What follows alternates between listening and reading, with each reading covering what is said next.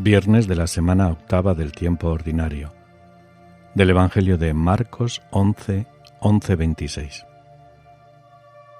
Al día siguiente, cuando salió de Betania, sintió hambre. Vio de lejos una higuera con hojas y se acercó para ver si encontraba algo. Al llegar no encontró más que hojas, porque no era tiempo de higos. Entonces le dijo: «Nunca jamás coma nadie de ti». Los discípulos lo oyeron.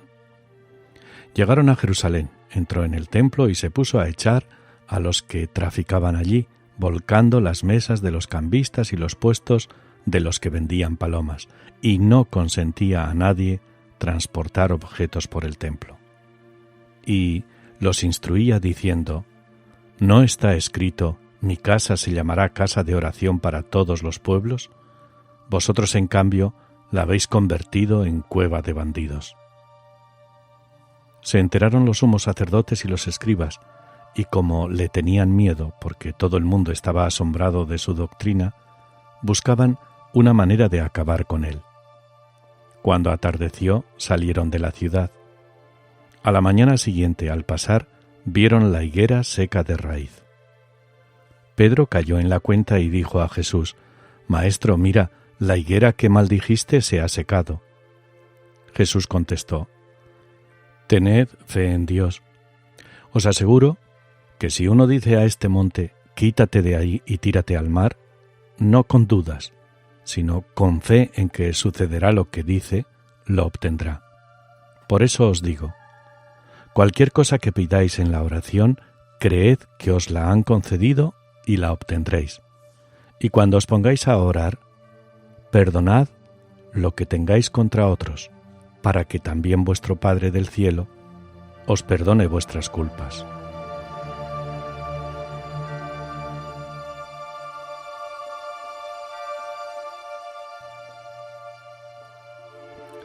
El relato evangélico parece que mezcla dos hechos y, sin embargo, guardan una relación interior. Nos encontramos con la parábola realidad de la higuera que no tiene frutos y la palabra de Jesús: «Nunca más coma nadie frutos de ti». Luego Jesús entra en el templo y ya sabemos lo que ocurre. Al día siguiente ven la higuera y comprueban que está seca. Hagamos una lectura de todo esto. La higuera es el pueblo de Israel. Cuando el Hijo del Hombre viene a recoger frutos, el pueblo no tiene nada, hojarasca como mucho. Y cuando sube al templo a orar, se confirma todo lo anterior. Primero, arroja a los que vendían y compraban en el templo.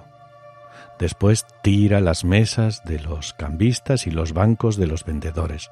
Y luego no permite que nadie atravesara el templo transportando mercancías. El enfado de Jesús es por transformar el templo, casa de Dios, en un mercado de trapicheo, mentiras y robos organizados. Y cuidado, no miremos a los vendedores del templo diciendo que son unos desconsiderados o maleducados, faltones, etc. ¿Cuántas veces pasa que entramos en nuestros templos y nos encontramos con escenas similares? No de venta o de cambio de monedas, pero sí de cuchicheo, murmuración, incluso gritos. Es como si nosotros fuéramos quienes deciden cuándo hay que orar en el templo. Pues siempre.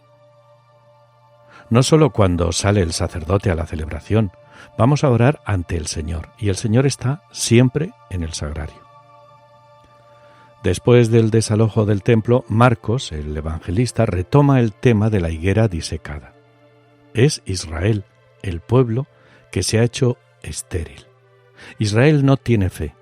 Israel ha perdido la fecundidad religiosa porque, explotando a la pobre gente en el templo de Dios mismo, ya no amaba a la humanidad.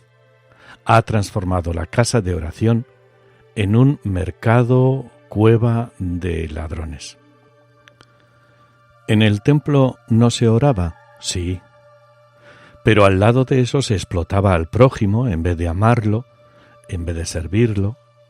Para que la oración pueda obtener los resultados sorprendentes de la fe, es necesario que antes se perdone a los enemigos.